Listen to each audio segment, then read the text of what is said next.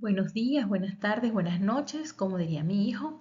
Por aquí la profesora Daisy Colmenares. Hoy me corresponde abordar dos grupos de antimicrobianos súper importantes para nosotros como odontólogos, pues representan una alternativa terapéutica cuando el paciente nos refiere, por ejemplo, que es alérgico a la penicilina o cuando el paciente nos refiere que tiene mucho tiempo con el proceso infeccioso y que se ha estado automedicando con penicilinas, o cuando el paciente nos refiere que tiene una nefropatía que, y que, bueno, que en ese caso está contraindicada la administración de penicilinas. Les presento a las tetraciclinas y a los antianaerobios. Los antianaerobios son antimicrobianos representados por la clindamicina y el metronidazol. Vamos a ir abordando cada uno de ellos. El primer grupo de fármacos que vamos a ver son las tetraciclinas. A mí me gusta muchísimo, antes de empezar a describir cada grupo farmacológico, poder identificarlos dentro de cada clasificación. Las tetraciclinas son fármacos o antimicrobianos de origen natural. Algunos representantes, otros representantes de ellos tienen un origen semisintético. Ellos, al igual que las penicilinas, fueron aislados de un hongo. En este caso, el hongo es el Streptomyces aurofaciens. La clortetraciclina, que fue la tetraciclina, digamos, prototipo, la original, fue aislada de este hongo y 2 años más tarde, pues, apareció, gracias al aislamiento a partir del Streptomyces rimosus, la oxitetraciclina. Si nos vamos a la clasificación según su carga o según su naturaleza, tenemos que los antimicrobianos pueden ser ácidos básicos. En el caso de las tetraciclinas, pues tienen una carga bastante compleja porque son anfotéricos. Ellos pueden comportarse como ácidos o pueden comportarse como básicos dependiendo del pH del medio. Hasta ahora hemos visto, cuando hemos estudiado, que los betalactámicos formaban parte del grupo de los inhibidores de la síntesis de pared celular. Pues a partir de este momento vamos a conocer otro grupo de fármacos que son inhibidores de la síntesis de proteínas. ¿Okay? Los inhibidores de la síntesis de proteínas pueden inhibir las proteínas a nivel de la subunidad 50S o a nivel de la subunidad 30S. En este caso, las tetraciclinas son fármacos que inhiben la subunidad 30S. Que no se les olvide, profe, me confundo, no sé si inhibe la 50 o la 30. Bueno, les voy a dar un datico, un tip. Tetraciclinas, asocienlo con 30. Siempre que piensen si inhibe a la 30 o a la 50, pues tetra 30, ¿ok? Según su modo de acción, las tetraciclinas son consideradas como bacteriostáticos. Generalmente los fármacos que inhiben la síntesis de proteínas son fármacos que la inhiben de forma reversible, por lo tanto su modo de acción va a ser bacteriostático. Sin embargo, existen especies bacterianas que son mucho más susceptibles, o si las concentraciones que alcanza el fármaco dentro de la bacteria llegan a ser bastante elevadas, pues en esos casos la tetraciclina tiene la capacidad de llegar a generar una acción bactericida. Sin embargo, en teoría, su modo de acción es bacteriostático. Según la clasificación de la farmacodinámica, recuerden que los antimicrobianos pueden ser tiempo dependiente o concentración dependiente. En este caso, las tetraciclinas son tiempo dependientes, lo que nos dice que su actividad antimicrobiana va a depender de que el fármaco pase el tiempo suficiente por encima de las concentraciones mínimas inhibitorias en contacto con la bacteria. ¿Okay? Bien, una vez que ya he visto abordado este resumen, vamos ahora a hablar de la estructura química. Las tetraciclinas se llaman así o se conocen así porque, si se dan cuenta, tienen 1, 2, 3, 4 anillos cíclicos, ¿verdad? Anillos cerrados que están fusionadas, dando un núcleo en común que se conoce con el nombre de octahidronaftaceno. Las diferentes variaciones en los radicales va a dar lugar a las diferentes tetraciclinas. Fíjense que la primera tetraciclina, como les dije anteriormente, apareció en 1941-42 y poseía en el carbono 7 un átomo de cloro. Ella se conoció como clortetraciclina. 2 años después, ese átomo de cloro se eliminó y se le incorporó en el carbono 5 un grupo oxidrilo que permitió dar lugar a las oxitetraciclinas. Sin embargo, eran tetraciclinas que, a pesar de tener un amplio espectro, porque no se los dije, pero las tetraciclinas según su espectro de acción se clasifican en antimicrobianos de amplio espectro. En teoría, muchachos, porque acuérdense que ahorita con la resistencia bacteriana, sobre todo las tetraciclinas son susceptibles a que la bacteria desarrolle resistencia bacteriana.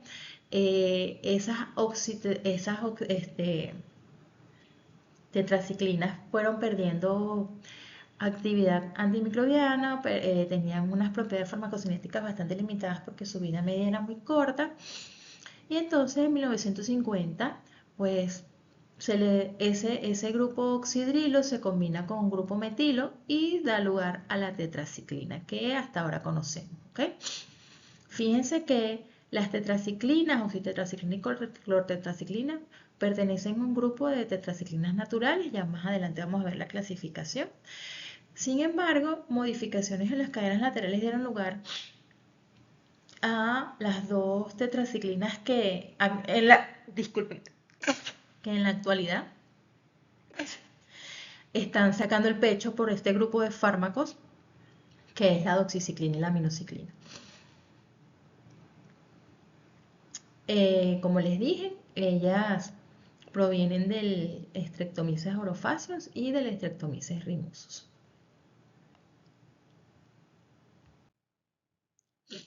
Pues las tetraciclinas se pueden clasificar, como ya lo hemos visto, en naturales entonces y en semisintéticas. Si tomamos en cuenta su origen. Pero también las podemos conseguir como tetraciclinas dependiendo de cuándo aparecieron, de primera generación, de segunda generación y actualmente hay una de tercera generación que es la tigeciclina. No la vamos a abordar porque se considera un grupo aparte, ¿ok? Algunos autores lo consideran como un grupo de antimicrobianos independiente de las tetraciclinas, aunque su núcleo esté relacionado con el octahidronaftaceno. Entonces, bueno, las tetraciclinas naturales coinciden con las tetraciclinas de primera generación, ¿verdad? En donde entra la clortetraciclina, que fue la primera que apareció, luego la oxitetraciclina y la tetraciclina. Estas tetraciclinas también pueden estar clasificadas, tomando en cuenta la duración de su acción, en tetraciclinas de acción corta. La dimetclociclina sigue siendo una tetraciclina natural, ¿okay? Que apareció en el año de 1956 y pues también es considerada como una tetraciclina de primera generación, pero gracias a las modificaciones que se le hicieron en las cadenas laterales, pues logramos alargar o se logró alargar un poco su vida media y ellas son consideradas en función a la duración de su acción como tetraciclinas de acción intermedia. Y finalmente tenemos a las tetraciclinas consideradas semisintéticas. Si tomamos en cuenta la clasificación según generaciones, ellas pertenecen a las de segunda generación, en donde entran la doxiciclina y la aminociclina. Actualmente ellas son tetraciclinas en función a su duración de acción larga, porque fíjense, las tetraciclinas de acción corta tienen una vida media que no llega a las 6 horas. Las de acción intermedia tienen una vida media entre 12 y 14 horas y las de acción larga tienen una vida media de 16 horas. Eso permite prolongar los protocolos de administración. Mientras las de acción corta se administran 4 veces al día, las de acción intermedia 3 veces al día, las de acción larga, en donde entra la doxiciclina y la aminociclina, que son las que realmente utilizamos a nivel de odontología, se administran inicialmente una dosis de carga 2 veces al día y luego una dosis de mantenimiento por el resto del tratamiento de que con una sola vez al día es suficiente, ¿ok? Bien, chicos, entonces las tetraciclinas actúan, ya hablamos de eso, que inhibiendo la síntesis de proteínas a nivel de la subunidad 30S. Eh, ya sabemos que el ribosoma bacteriano está formado por dos subunidades, la subunidad 50S y la subunidad 30S. Ella se va a encargar de codificar la información contenida en el ARN mensajero. El ARN mensajero no es más, si nos vamos al ámbito de la cocina y hacemos una analogía, ¿verdad? Que es una receta. Ahí vamos a conseguir la secuencia y los ingredientes. ¿Cuáles son los ingredientes para formar proteínas? ¿Cuáles son los ingredientes? Bueno, la secuencia que deben que deben seguir los aminoácidos para poder formar el péptido. Fíjense que para que esa banda de ARN mensajero sea codificada o sea leída, ¿verdad? Necesita que ocurra el proceso de translocación. ¿Qué es el proceso de translocación? El proceso en donde el ARN de transferencia, que siguiendo con la analogía de la cocina, no es más que el chef que se va a encargar de recoger o sí, recolectar los ingredientes, en este caso los aminoácidos, y ordenarlos de la secuencia que le está diciendo el ARN mensajero o que tiene codificado el ARN mensajero, pues él se va a encargar de que el ARN de transferencia se debe unir a el sitio aceptor del ribosoma, ¿ok? No les dije algo, el complejo ribosómico 50S30S, o llamado también 70S, es un complejo que va a tener tres locus o tres espacios. Un espacio llamado A de aceptor, ¿verdad? Donde se va a iniciar el proceso de lectura y de codificación del ARN mensajero para el acoplamiento de aminoácidos y la formación de proteínas.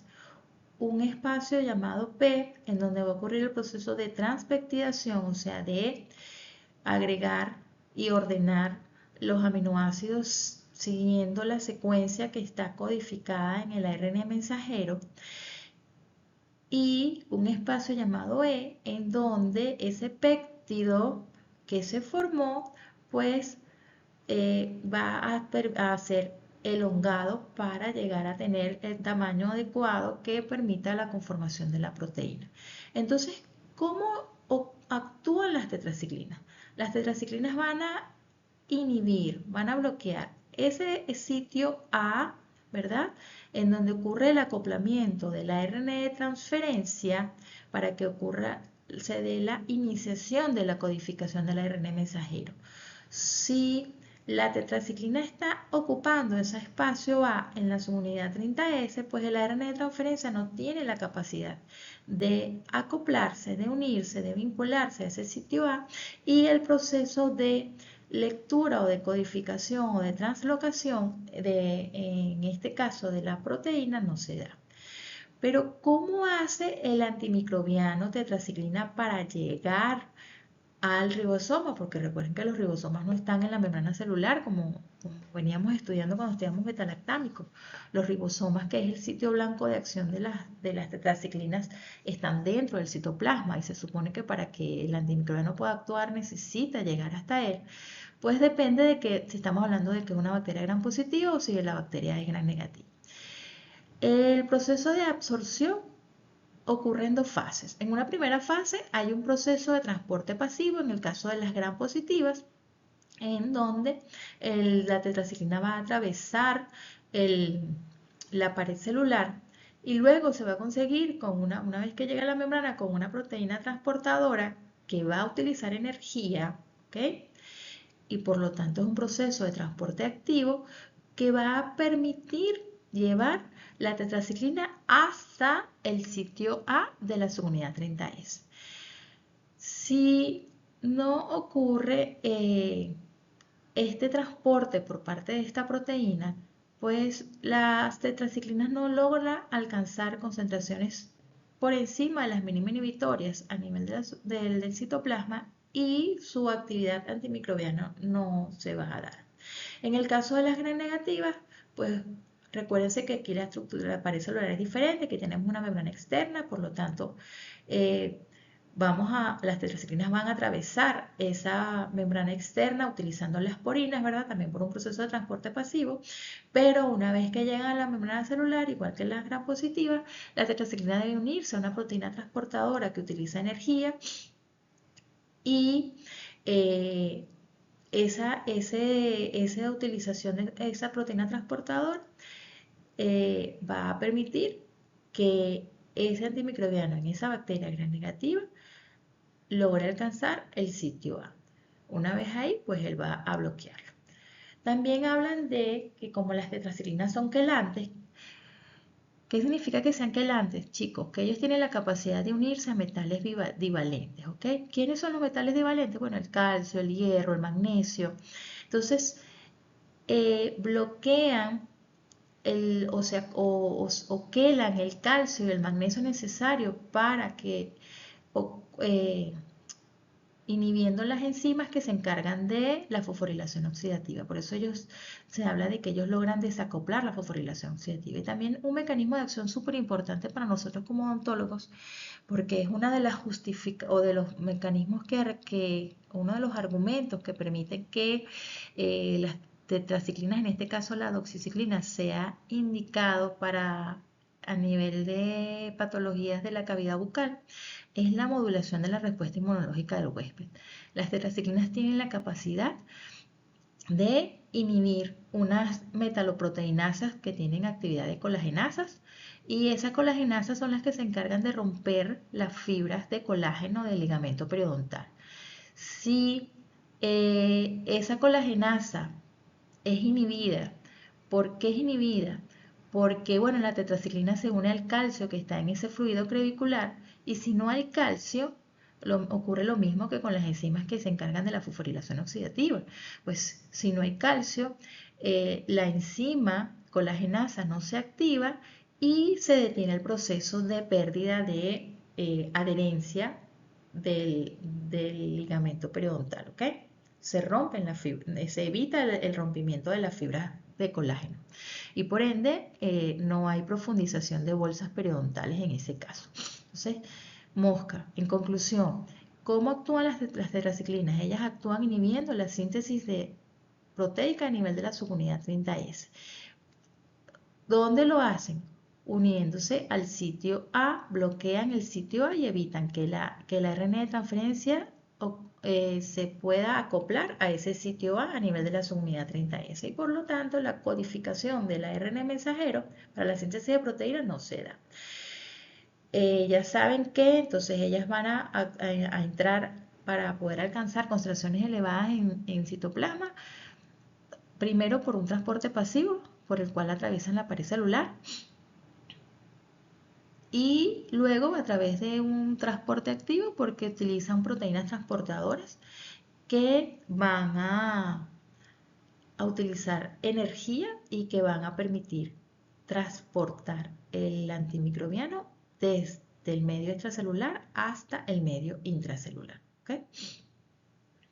Otro mecanismo es que logran quelar iones de magnesio y calcio necesarios para la activación de las enzimas. Entonces, si esas enzimas son inhibidas porque no hay calcio ni magnesio necesarios para que ellas se activen, pues no ocurre la fosforilación oxidativa. Y desde el punto de vista de periodoncia, ¿verdad? Sabemos que modulan la respuesta inmunológica porque van a quelar el calcio necesario para que las colagenasas se activen. Y si no hay colagenasas activas, pues no hay enzimas que se encarguen de degradar las fibras colágeno, lo que es súper importante a nivel periodontal porque lo menos que queremos es que esas fibras del ligamento sean rotas y desprendan o se pierda la adherencia de los tejidos gingivales a la superficie radicular. Además que también favorece la liberación de factor de necrosis tumoral, citoquinas, mediadores inflamatorios, ¿ok? Bien, entonces fíjense, sabiendo que las tetraciclinas actúan de esta manera, pues es importante que sepamos que las bacterias han logrado desarrollar resistencia contra las tetraciclinas antiguas, contra la tetraciclina, la clotetraciclina, la oxitetraciclina. ¿Cómo lo hacen? Pues fíjense que eh, esta resistencia o estos mecanismos de resistencia son transferidos o transmitidos a través de los plásmidos, ¿verdad? Ya lo vimos en la práctica de resistencia bacteriana, que es un plásmido, pero para el que no se acuerde, recuérdense que los plásmidos son material, información genética que está contenido que está contenida fuera del cromosoma, está circulando en citoplasma y que es capaz de transmitirse de una bacteria a otra a través de un proceso de un pili sexual, ¿ok? Bien, ¿cuáles son los principales mecanismos de resistencia bacteriana a las tetraciclinas? El principal mecanismo de resistencia bacteriana, que ya lo han leído cuando estudiaron betalactámicos, pero que aquí sí es realmente significativo, es la bomba de flujo. ¿Qué es la bomba de flujo, muchachos? Bueno, esa proteína transportadora que se encargaba de utilizar energía para poder meter la tetraciclina al citoplasma, pues ahora la bacteria la modifica y en vez de introducir la tetraciclina al medio citoplasmático, pues la va a expulsar como un cohete. Si es lo que llamamos bomba de eflujo. Si esa tetraciclina es expulsada, no logra alcanzar concentraciones por encima de las mínimas inhibitorias y pues su actividad antimicrobiana no se da. Otro mecanismo de resistencia en el caso de las gram negativas, ¿verdad? Es la modificación de porina. Fíjense que si la bacteria gram negativa, al igual que cuando estudiamos betalactámicos, modifica esas porinas, el tetraciclina no va a poder entrar. Y en el caso, y también las tetraciclinas son capaces de generar una proteína que se encarga de desplazar a la tetraciclina del sitio blanco. Fíjense que hasta ahora habíamos visto que las betalactámicos, por ejemplo, tenían la capacidad de modificar la proteína fijadora de penicilina. Los betalactámicos no, las bacterias cuando estaban en presencia de betalactámicos, ellas eran capaces de modificar las proteínas fijadoras de penicilina y de esta manera se hacían resistentes. Pues en este caso no se modifica el sitio A, ¿ok? En este caso lo que hace la bacteria es producir una proteína protectora, una proteína que se va a encargar de desplazar de ese sitio A la tetraciclina. Estos mecanismos de resistencia son los que han permitido que las bacterias se hagan resistentes a las tetraciclinas, a la clortetraciclina, a la oxitetraciclina, a la dimeclociclina. Pero fíjense que les ha costado más desarrollar resistencia contra la doxiciclina y la aminociclina porque la doxiciclina y la aminociclina logran sortear, no son susceptibles, no les hace nada la bomba de flujo, ¿ok? O sea que independientemente de que esa bacteria tenga una proteína que se encargue de expulsar a las tetraciclinas, pues ellas ni pendiente, ellas no necesitan. Y eso tiene que ver por su alta liposolubilidad. Las tetraciclinas de acción larga son tetraciclinas que tienen una liposolubilidad bastante elevada y por ende se les hace muchísimo más fácil difundir hacia el medio citoplasmático. No necesitan de esa proteína transportadora para alcanzar las concentraciones adecuadas en el citoplasma, pero sí pueden llegar a ser modificadas o pueden ser susceptibles a este mecanismo de desplazamiento de proteínas, de desplazamiento de tetraciclinas o proteínas protectoras del ribosoma. Fíjense que la pseudomona, esto que está aquí, la pseudomona y el proteus son bacterias que son intrínsecamente resistentes a las tetraciclinas, ¿ok? Ellas no les hacen nada. Y actualmente, pues, bacterias como Streptococcus piógenos, Staphylococcus aureus, Enterococos, Haemophilus influenzae, enterobacterias que en un principio llegaron a ser susceptibles, pues han desarrollado resistencia bacteriana. Farmacocinética. ¿Qué características farmacocinéticas tienen las tetraciclinas? Desde el punto de vista de absorción, tenemos que considerar una característica súper importante. Las tetraciclinas son quelantes, muchachos. Eso significa que cuando usted se está tomando una tetraciclina no puede consumir ningún derivado lácteo. ¿Por qué? Porque la tetraciclina va a quelar el calcio de la leche, ¿verdad? El calcio del helado, el calcio del yogur, el calcio de la mantequilla. Y entonces, ¿qué pasa? Que esa molécula, al ser un quelato, ¿verdad? Que es como se conoce el producto, va a ser de alto peso molecular, no va a tener la capacidad de absorber las membranas del tracto gastrointestinal, las tetraciclinas se absorben a nivel de la porción terminal del estómago y el duodeno. Entonces, pues al no poder atravesar la membrana celular, porque desde alto peso molecular simplemente es excretada, pasa directo a las heces, nunca llega a la circulación sanguínea. Entonces, mosca con eso. Además, las tetraciclinas, como son quelantes, pues tampoco pueden ser combinadas con un antiácido, porque los antiácidos tienen iones de magnesio, ni pueden ser administradas un, con hierro. Pónganse que el paciente sufre de anemia y esté tomando suplementos de hierro para controlar esa anemia, pues el hierro no se va a absorber porque se va a quelar con la tetraciclina y va a aparecer en las heces. Entonces, ya se absorbe, fíjense que la de tetraciclinas de acción corta y acción intermedia se absorben entre un 30 y un 70% por vía oral, pero las de acción larga tienen una absorción muchísimo mayor de 90%. Por eso es que ellas se administran por vía oral principalmente. Existe la minoxiclina que la podemos administrar por vía endovenosa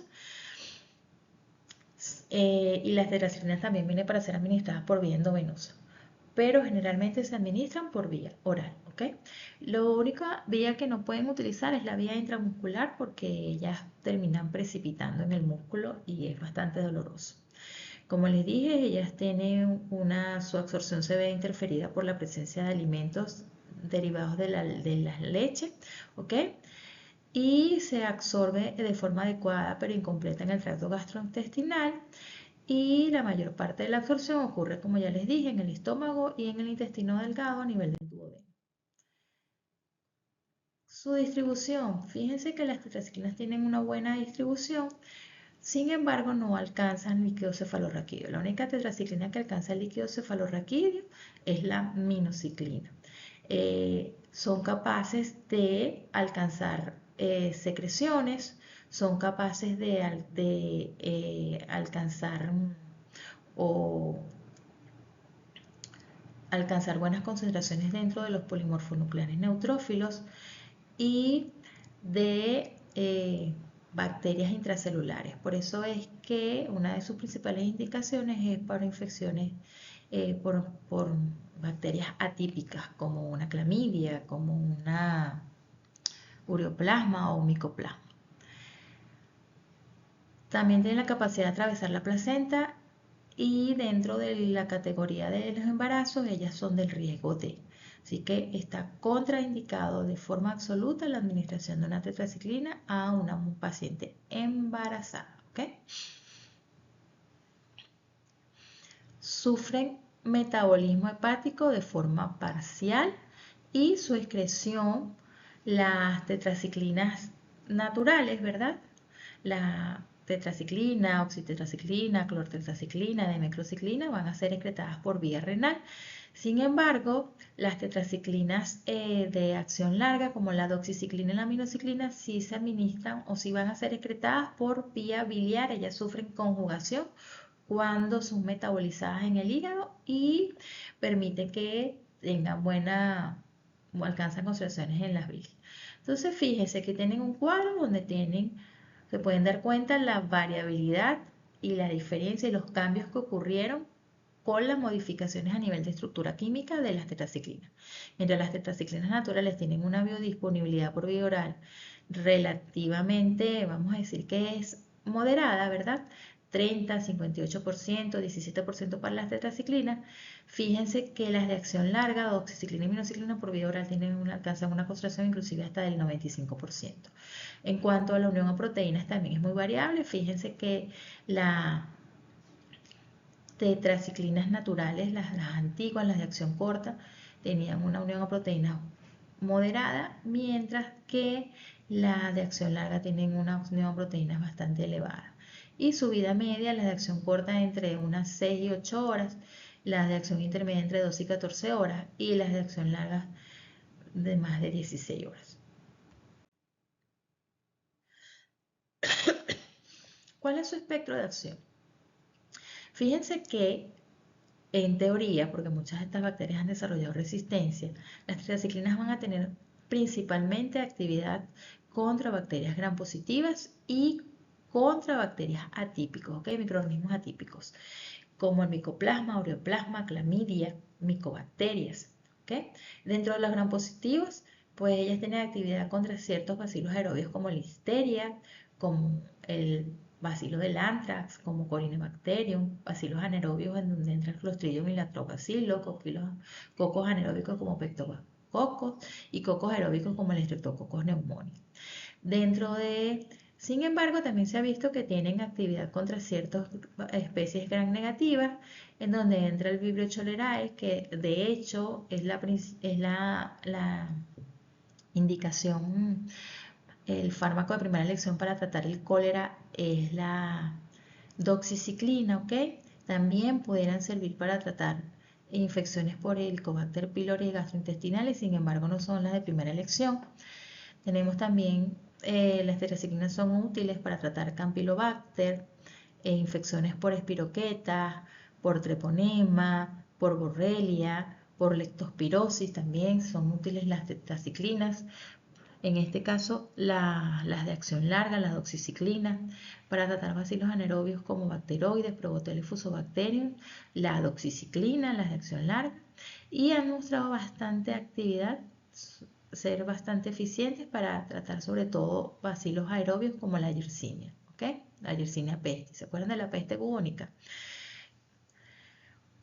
Esa enfermedad fue producida por la Yersinia. Y también para tratar cocobacilos como Bordetella y Haemophilus. Sin embargo, acuérdense que muchos de ellos actualmente han desarrollado resistencia en el caso de la Haemophilus, en el caso de ciertos treponemas. Entonces, conociendo su espectro, vamos a hablar de las indicaciones terapéuticas. Entonces, ya saben que las tetraciclinas son fármacos de primera elección para tratar enfermedades infecciosas producidas por bacterias atípicas, como la fiebre recurrente producida por la Borrelia burgdorferi, la enfermedad de Lyme, la enfermedad inflamatoria pélvica aguda y enfermedades de transmisión sexual producidas por bacterias atípicas como clamidias, como micoplasmas, ¿okay? Que son responsables de enfermedades de transmisión sexual, por lo menos la gonorrea por clamidia, ¿okay?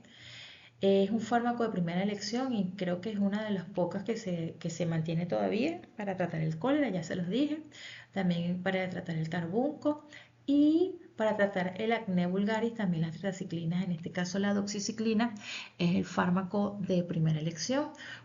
Existe el acné, en este caso el acné es producido por un Propionibacterium, el Propionibacterium acneico, ¿ok? Y son alternativas terapéuticas, si bien no son fármacos de primera elección para tratar estas patologías, pero pueden ser indicadas en el caso de que se asocien con otros fármacos, ¿ok? Y se pueden utilizar también como profilaxis para evitar meningitis meningocócica y profilaxis posquirúrgica después de una cirugía intestinal. ¿Cuál es su dosificación general? Fíjense que la tetraciclina, oxitetraciclina y clortetraciclina se administran por vía oral a dosis de 1 o 2 gramos al día, ¿ok? Y en niños mayores de 8 años. Las tetraciclinas están contraindicadas en pacientes pediátricos menores de 8 años. De hecho, yo particularmente no los mando a niños a menos que sean mayores de 12 años. Ni a mujeres embarazadas. Ya vamos a ver por qué.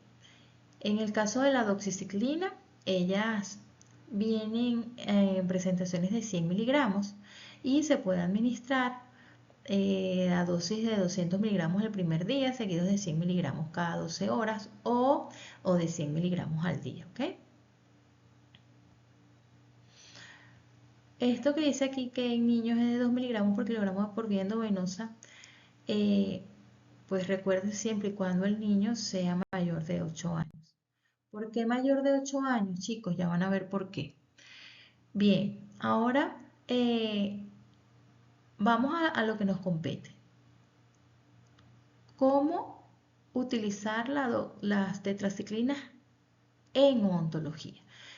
Para poder saber cómo y por qué es necesario que recordemos cuáles son las bacterias que forman parte de la microbiota de la cavidad bucal.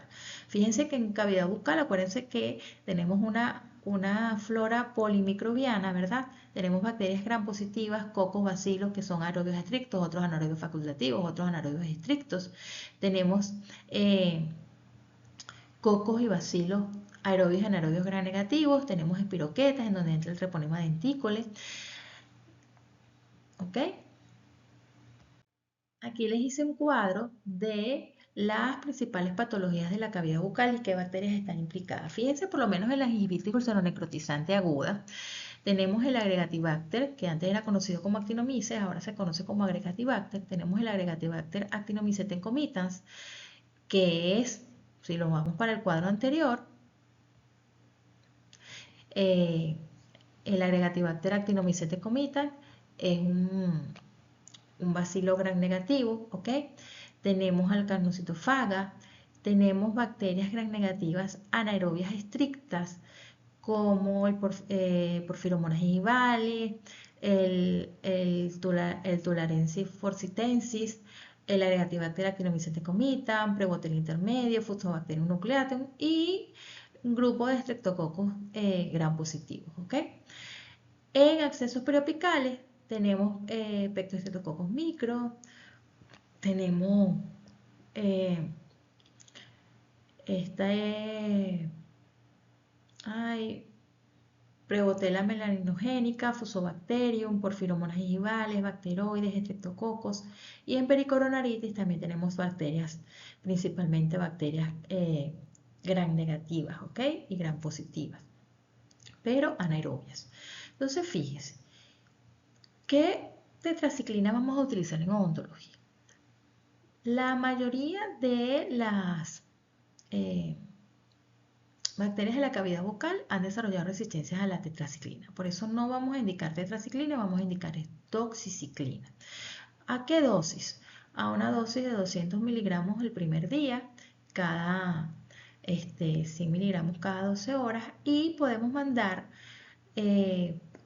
por 5 días adicionales 100 miligramos diarios, ¿ok? Dependiendo de la patología. ¿Cuándo lo vamos a indicar? Pues cuando tengamos enfermedad periodontal, muchachos.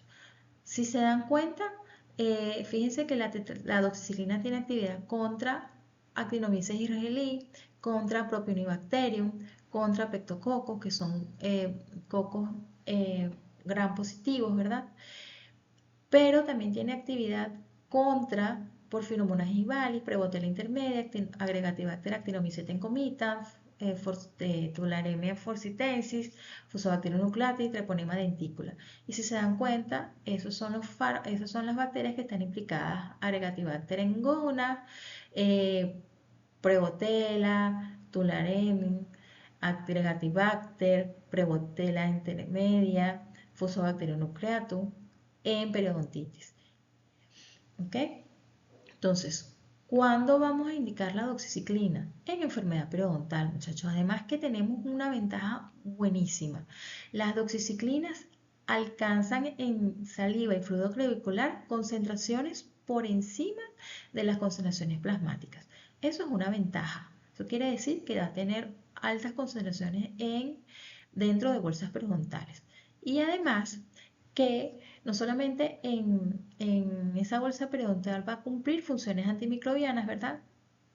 Inhibiendo la síntesis de proteínas de las bacterias ahí, sino que va a inhibir la actividad de la colagenasa, no va a seguir rompiéndose la fibra del ligamento periodontal y la bolsa periodontal no va a seguir profundizando. Entonces, es una terapéutica complementaria, porque acuérdense que el abordaje químico-mecánico que hacemos como odontólogos es la terapéutica principal, pero es una terapéutica complementaria que me va a permitir en esos casos en donde hay una periodontitis crónica recurrente, no mejora, no mejora, no mejora, o una periodontitis refractaria en donde el paciente tiene mucho rato haciéndole un raspado de alisado y el paciente no evoluciona, podemos complementar con una doxiciclina, ¿ok?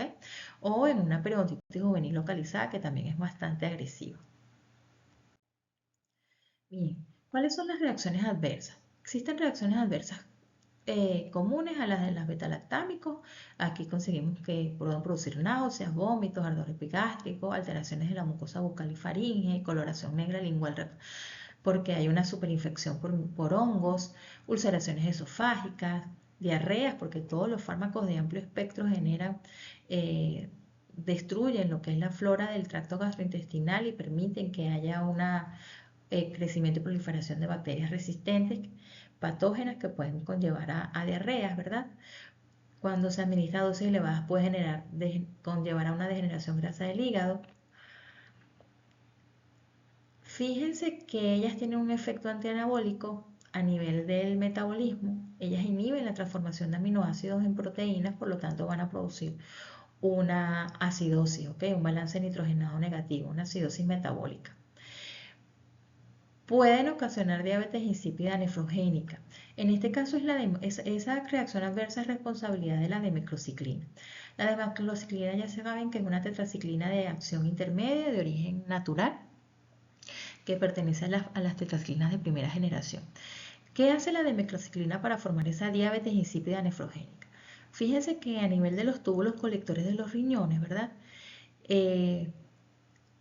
Existen unos receptores llamados receptor vasopresina 2 que se debería unir a la hormona antidiurética para favorecer la activación de unas aupoporinas que son las que se van a encargar de la reabsorción de agua.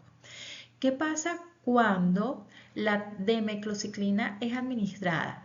Pues la demeclociclina se une a ese receptor vasopresínico, evita que la hormona antidiurética se una a él y por lo tanto, o la aldosterona, que es lo mismo, y por lo tanto esa acuaporina 2 no se va a activar. Y si no se activa, pues la reabsorción de agua no va a ocurrir y lo que va a hacer es excretarse agua. Entonces el paciente va a tener poliuria. Por eso se llama diabetes insípida, porque la diabetes cursa con poliuria, cursa con polidixia, cursa con glucosuria. El paciente no va a tener polidixia, no va a tener glucosuria, pero sí va a tener poliuria, porque está eliminando toda el agua a través de la orina, ¿ok? Es incapaz de reabsorberlo.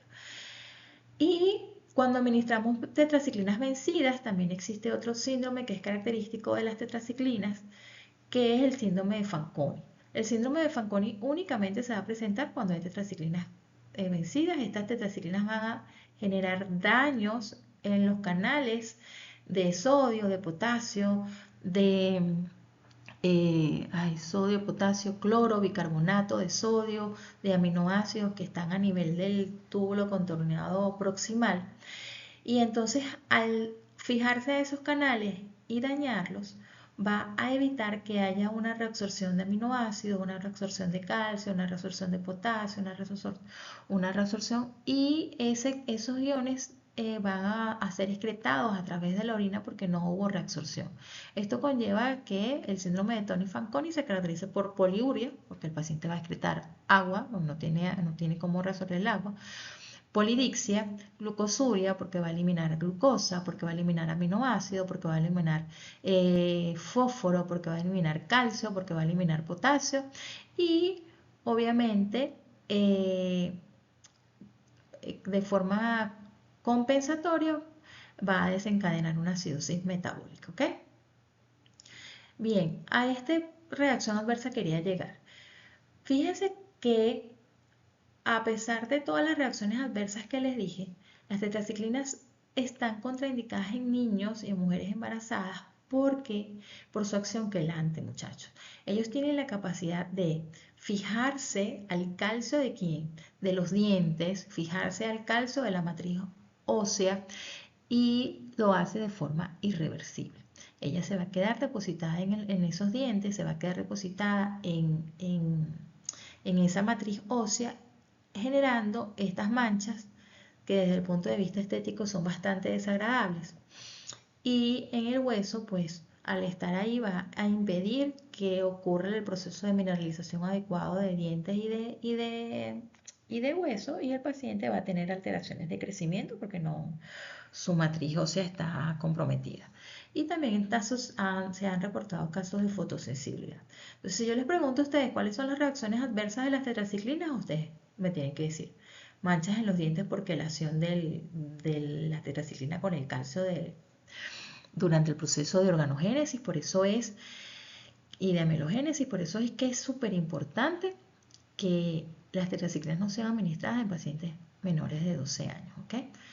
Ahí en la literatura habla de 8 años, pero yo la extiendo hasta los 12 años. Acuérdense que el proceso de maduración es muy variable entre un paciente y otro y puede estar retardado en ciertos niños, y por lo tanto tenemos que asegurarnos de que cuando administremos tetraciclinas ya esa organogénesis haya sido completada.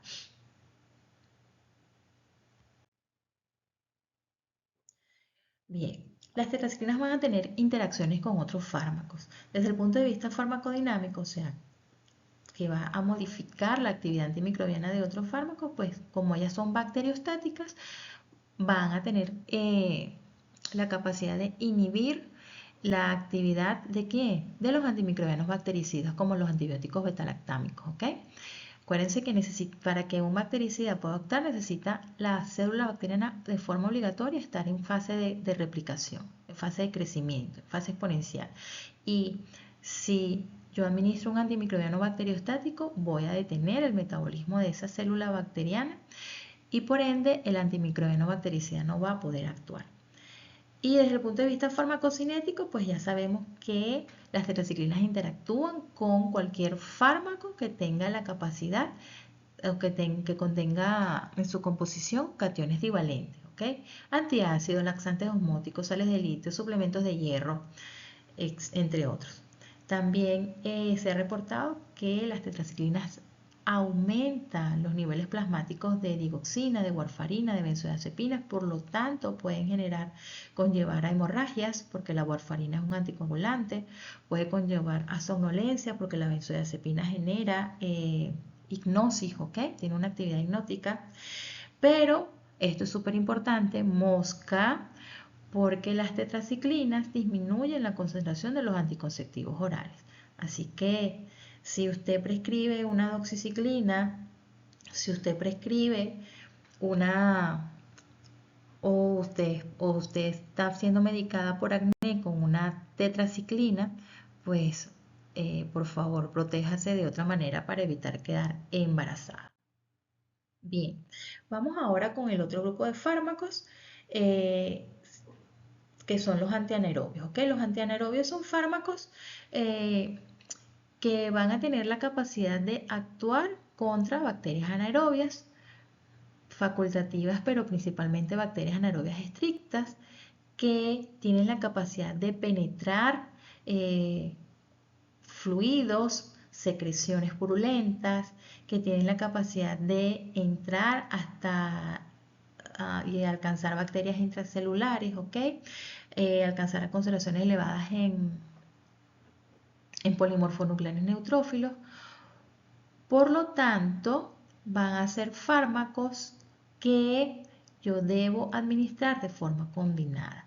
¿Por qué, muchachos? Porque ellos, su principal actividad es contra bacterias anaerobias. Y si por lo menos estamos en cavidad bucal, pues La clindamicina tiene una actividad un poco más amplia, pero el metronidazol sí o sí, él actúa únicamente contra nervios estrictos y sí o sí necesitamos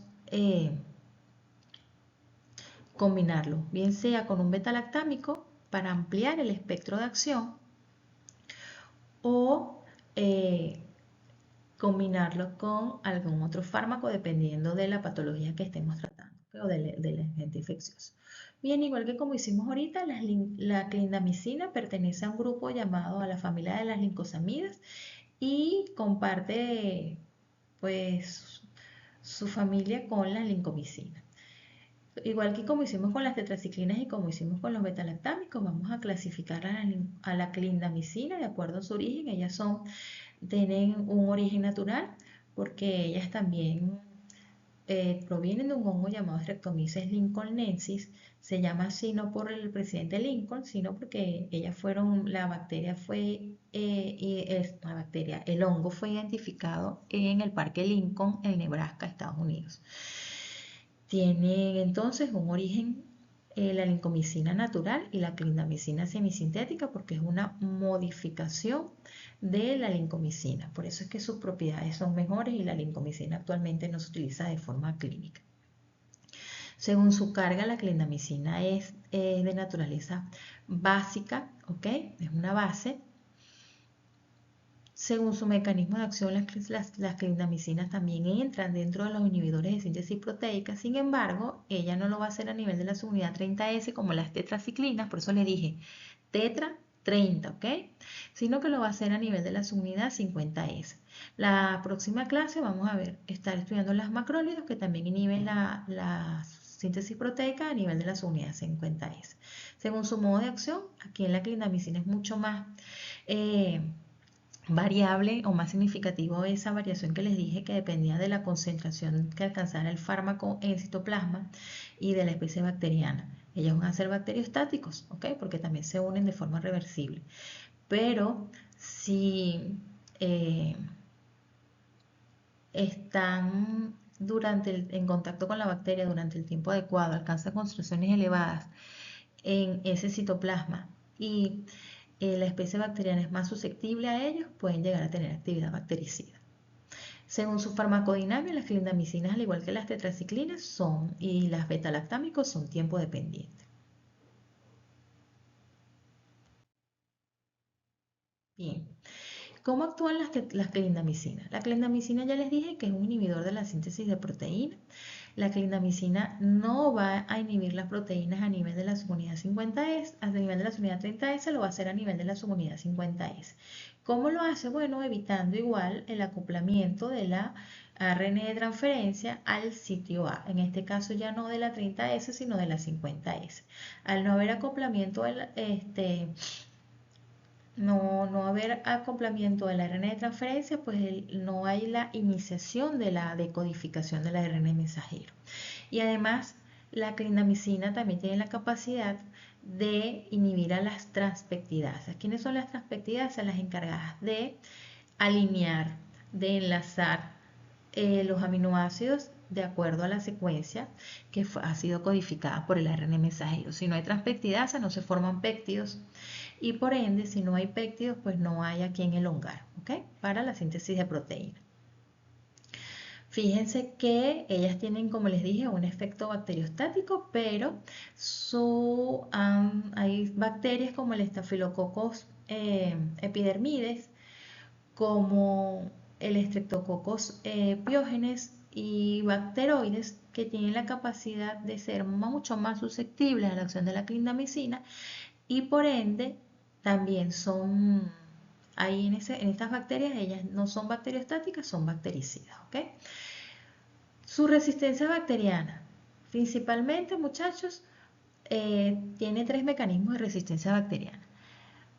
Inhibición enzimática por la síntesis, la bacteria es capaz de sintetizar metilasas que terminan degradando a la clindamicina porque modifica el sitio blanco de acción. ¿Cuál es el sitio blanco de acción? El sitio A y el sitio P de la subunidad 50S del ribosoma Y también produce una proteína protectora que desplaza a la clindamicina, en este caso, del sitio A, ¿ok? Y dejando el sitio A nuevamente libre para que venga la RNA de transferencia y se pueda acoplar. Bien, en cuanto al espectro de acción, fíjense que las clindamicinas tienen un espectro un poquito, actúan contra bacterias gram positivas, contra bacterias gram negativas, contra algunos protozoos. Sin embargo, las bacterias más sensibles son las bacterias gram positivas anaerobias, ¿ok? Como Clostridium, como Lactobacillus, como Pectococos, Pectoestreptococos, ¿estamos claros? Pero también han demostrado tener actividad contra bacterias atípicas como Mycoplasma, Ureaplasma, Clamidia y ciertas bacterias gram negativas como treponemas, como bacteroides, Prebotella, Fusobacterium. Fíjense que estas bacterias han desarrollado resistencia o se han identificado ciertas cepas resistentes en cavidad bucal contra antibióticos tipo penicilinas, ¿verdad? También se han identificado resistencia de ellos contra tetraciclinas. Sin embargo, todavía hay susceptibilidad, ¿ok? Se encuentran cepas susceptibles. Bien, ¿cuál es el espectro de acción de las clindamicinas en cavidad bucal? Las clindamicinas van a tener buena actividad sobre Streptococcus pneumoniae, Streptococcus pyogenes, Streptococcus del grupo Viridae. Acuérdense que los Streptococcus del grupo Viridae eran resistentes a las tetraciclinas. En este caso ya son susceptibles. Actinomyces israelí. Es súper importante porque la clindamicina es un fármaco de primera elección para tratar actinomicosis, ¿ok? Tienen también actividad contra Propionibacterium, tienen actividad contra Pectococos y Pectostreptococos. Estas son bacterias gram positivas anaerobias, ¿ok? Estrictas, estas dos. Las demás son anaerobias facultativas. También tienen actividad en cavidad bucal contra anaerobios gram negativos como Bellonella, Porphyromonas gingivalis, Probotella intermedia, Tularemia forcitensis, Fusobacterium nucleatis, Treponema dentícola, bacteroides frágiles. Fíjense que estas bacterias que están aquí son las principales bacterias implicadas no solamente en procesos periodontales, sino también en infecciones odontogénicas. Entonces, nuestra principal indicación de la clindamicina va a ser para tratar infecciones de origen odontogénico. Ya vamos a ver cuáles. A pesar de que estas bacterias, Prebotella, Porphyromonas, Fusobacterium, están implicados también en procesos periodontales, pues la clindamicina no muestra ventajas respecto, por ejemplo, a una doxiciclina, que no solamente tiene actividad antimicrobiana, sino también tiene actividad anticolagenasa. Entonces, para utilizar una clindamicina que tiene reacciones adversas mayores que la tetraciclina, después mejor mandamos una doxiciclina a nivel periodontal, ¿ok? Además que es súper importante, en procesos odontogénicos vamos a mandar clindamicina o amoxicilina única y exclusivamente cuando el paciente tenga algún antecedente sistémico que comprometa el sistema inmunológico, por ejemplo, una enfermedad autoinmune como lupus, como artritis reumatoide. Vamos a mandar clindamicina o amoxicilina cuando el paciente tenga un proceso inflamatorio bastante severo, y no haya la presencia de un tracto sinuoso o como se le conocía antes, una fístula, ¿ok? O cuando el paciente tenga alguna signos sistémicos como fiebre y compromiso de malestar general, ¿ok? Hay bacterias de la cavidad bucal como los enterococos que tienen una resistencia intrínseca a la clindamicina. Hay bacterias negativas aeróbicas que definitivamente han desarrollado resistencia, ¿ok? Y algo súper importante, ¿Por qué no mando tampoco o que también me justifica el hecho de que yo no mande clindamicina en un proceso periodontal? Porque la Agregatibacter actinomycetes comitans desarrolló resistencia y es uno de los patógenos, los periodontopatógenos principales. Fíjense que en GUNA está presente, en periodontitis está presente. Entonces, como esta bacteria, que es una de las principales responsables de producir periodontopatías, es resistente a la clindamicina, pues tampoco la debería mandar. Entonces, recuerden, clindamicina únicamente para infecciones de origen odontogénico y exclusivamente cuando el paciente tenga algún antecedente sistémico o tenga compromiso sistémico que justifique la prescripción de un antibiótico. Si no, simplemente con un abordaje químico-mecánico es suficiente para controlar, disminuir la carga de bacterias y que el sistema inmunológico se encargue de determinar el control de la infección. ¿Cuál es la farmacocinética de la clindamicina? Fíjense que la absorción de la clindamicina por vía oral es tan elevada, de hecho es casi completa, que ella se va a administrar por vía oral, no viene para ser administrada por vía parenteral. Su distribución es buena, alcanza altas concentraciones en hueso, líquido sinovial, líquido pleural, peritoneal, en abscesos, polimorfonucleares. Sin embargo, no llega a atravesar la barrera hematoencefálica, por lo tanto, no se administra en líquidos en infecciones a nivel del sistema nervioso central. Tiene una unión a proteínas plasmáticas elevadas y su excreción es principalmente por vía biliar y apenas un 10% por vía renal. Esto es importante, muchachos, porque en este momento contamos con, si el paciente tiene insuficiencia renal y no podemos mandar un beta-lactámico, ¿verdad? Entonces podemos utilizar una tetraciclina de acción larga, como la doxiciclina, ¿verdad? Porque ya sabemos que se excreta por la bilis, aunque fíjense que la clindamicina, si es un proceso odontogénico, nos sirve también para ese caso.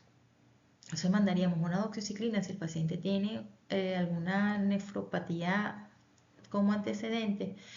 Si el paciente es si tiene lo que vamos a tratar es una enfermedad periodontal, o mandamos clindamicina si el paciente tiene una infección de origen odontogénico. Mosca con esto. La principal reacción adversa de la clindamicina es la colitis pseudomembranosa.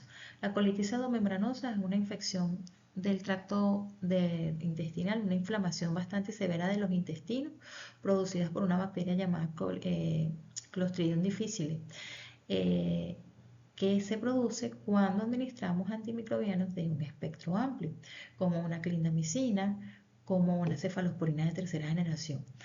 ¿Por qué se produce? Bueno, porque estos antibióticos destruyen o degradan a la mayoría de las bacterias que son sensibles a ellas y el Clostridium difficile, que es resistente a estos antimicrobianos, queda viable y comienza a replicarse, instalando o iniciando un proceso patológico. ¿Okay? ¿Es importante esta colitis pseudomembranosa? Sí. Cuando mandamos clindamicina y el paciente comienza a tener manifestaciones gastrointestinales, pues es mejor suspender tratamiento porque puede conllevar a una inflamación del colon tan severa que puede conllevar a una perforación. ¿Cuándo está indicada la clindamicina? De forma sistémica en infecciones por anaerobia. Cuando tengo una infección intraabdominal, cuando como profilaxis en un paciente que ha sido sometido a una cirugía de pelvis, a una infección de piel, en infección de partes blandas, cuando el paciente tiene pancreatitis, cuando el paciente presenta gangrena gaseosa, o también puede ser indicado en toxoplasmosis, ¿ok? Porque el Toxoplasma gondii es susceptible a la clindamicina. A nivel odontológico, chicos, vuelvo y repito, la clindamicina no es un fármaco que se va a administrar en cualquier paciente. Recuerden que tiene una reacción adversa bastante severa, que es la colitis pseudomembranosa. Pero en el caso de que realmente sea necesario complementar nuestro tratamiento endodóntico o nuestro debridaje óseo con un antimicrobiano, pues lo indicamos. ¿En qué casos? Fíjense, en cuando hay infecciones agudas de origen odontogénico, accesos preapicales, celulitis facial, cuando tenemos una pericoronaritis, cuando tenemos una periimplantitis o cuando el paciente ha desarrollado una osteomelitis. ¿Okay? Bien, vamos con el último grupo de fármacos.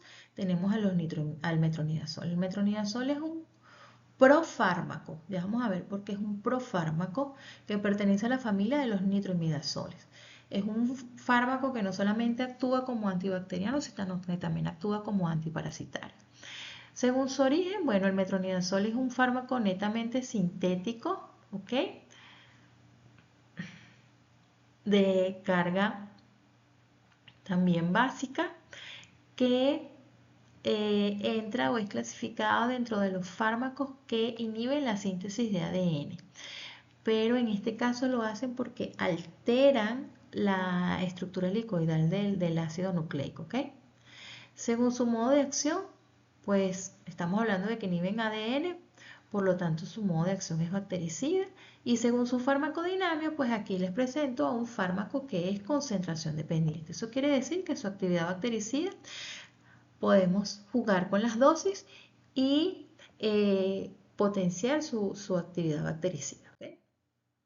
En cuanto a su mecanismo de acción, pues les dije que el metronidazol es un profármaco. Eso quiere decir que la tableta que nosotros nos tomamos cuando nos indican un metronidazol no es biológicamente activo. Él necesita sufrir alteraciones metabólicas para poder activarse.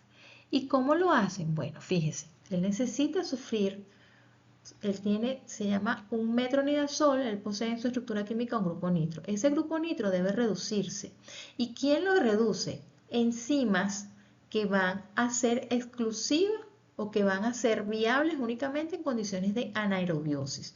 Es decir, enzimas que van a ser sintetizadas exclusivamente por bacterias anaerobias estrictas o por parásitos, ¿ok? ¿Qué enzima es esa? La piruvato ferredoxina oxidorreductasa. Esa piruvato ferredoxina oxidorreductasa es una enzima que es sintetizada por bacterias anaerobias estrictas o por parásitos porque requiere de condiciones de anaerobiosis. Entonces, ella se va a encargar de reducir al grupo nitro y va a dar lugar a un metabolito que es intermedio, que es inestable, que es muy citotóxico. Ese metabolito se va a dirigir hacia el ADN en formación y lo va a lisar, lo va a destruir, va a desorganizar esa estructura helicoidal que tiene el ADN, dando lugar a la destrucción del ácido nucleico que se estaba formando. ¿Okay? Por lo tanto, tiene una acción bactericida. Como tiene acción bactericida y como va a actuar dañando o lesionando ese ADN por ese metabolito citotóxico, generando anomalías en ese ADN, desorganizando su estructura helicoidal, pues obviamente la bacteria tiene que estar en fase de crecimiento. Entonces, si yo combino un metronidazol con un fármaco bacteriostático como una tetraciclina, probablemente y el paciente se lo toma combinado, ¿qué va a pasar? Bueno, que la tetraciclina va a inhibir el crecimiento de la bacteria y entonces eh, el metronidazol no va a poder ejercer su acción. ¿Ok? Entonces mosca con eso. ¿Cuál es el espectro de acción del metronidazol? Él actúa contra bacterias anaerobias estrictas, bacilos y cocos. ¿Qué bacilos anaerobios? Bacteroides, Fusobacterium, Clostridium, Campylobacter, Probostella, Helicobacter pylori. Cocos gram positivos, anaerobios, pectococos y pectoestreptococos. Protozoarios, sí, tricomonas, giardia, entamoeba, balantadio. Y también tiene actividad contra el treponema dentícola, ¿okay? Que es una espiroqueta de la boca, contra Campylobacter, Gardnerella vaginalis, treponema pallidum. ¿Qué pasa con el metronidazol? En cuanto a la resistencia bacteriana a metronidazol es súper raro, muchachos. O sea, la mayoría de las bacterias anaerobias estrictas se consideran susceptibles, ¿verdad? Y su farmacocinética, ellas van a tener una buena absorción por vía oral, pero también puede ser administrado por vía intravenosa, por vía intravaginal a través de óvulos o en forma de óvulos y por vía tópica, ¿ok? Se distribuyen ampliamente en la mayor parte de los tejidos y los fluidos, atraviesa la barrera hematocefálica, sufre metabolismo hepático y por ende se va a excretar en su mayoría por orina, 60-80% por vía renal, pero también tiene la capacidad de ser eliminada a través de las heces, eh, aproximadamente un 6 a un 15%. Entonces este fármaco también tiene que ajustarse de dosis cuando el paciente tenga nefropatía, ¿ok? Antecedentes renales. Sus reacciones adversas. El metronidazol va a estar asociado con anorexia, con vómitos, con diarrea, con glucitis, ¿sí? Pero cuando se combina con el alcohol va a generar lo que llamamos un efecto disulfirán. Se los he explicado en clase. El efecto disulfirán, ¿verdad? Se presenta, es más o menos como una especie de resaca que se presenta cuando el paciente está bajo tratamiento con metronidazol y el médico o el odontólogo no le advierte que no debe consumir alcohol durante el tratamiento. El tratamiento con metronidazol dura aproximadamente 10 días. Inclusive en ciertos, como él se prescribe, en odontología se prescribe principalmente en enfermedad periodontal, a veces hasta se extiende el tratamiento a 15 días. Entonces, ese efecto de sulfirán se caracteriza por presentar cólicos, náuseas, cefaleas, alteraciones vosomotoras e inclusive reacciones psicóticas, así que mosca. Si se combina con anticoagulantes, también puede potenciar el efecto anticoagulante y puede estar asociado con alargamiento del tiempo de protrombina hemorragia, ¿ok? ¿Cuándo está contraindicado el metronidazol? El metronidazol es un inhibidor de ADN. Si bien actúa sobre bacterias procariotas, pues, y no hay evidencia de que tenga efectos teratogénicos, pero es mejor evitarlo en embarazo y en pacientes lactantes, en pacientes que tengan discrasia sanguínea, en pacientes que sean hipersensibles y cuando yo tengo una infección anaerobia a nivel respiratorio. Entonces, chicos, en conclusión, tengo un paciente que llega a consulta, alérgico a la penicilina, y ese paciente es, es diagnosticado con una patología de origen periodontal, ¿ok? ¿Qué voy a elegir? Una doxiciclina, no tengo para dónde agarrar. O si es alérgico a la penicilina, pues no le puedo mandar metronidazol porque no lo voy a combinar con una doxi. Si el paciente es alérgico a la penicilina y tiene una infección de origen odontogénico, ¿voy a escoger una doxiciclina? ¿O voy a escoger el metronidazol? No, voy a escoger una clindamicina. ¿Estamos claros?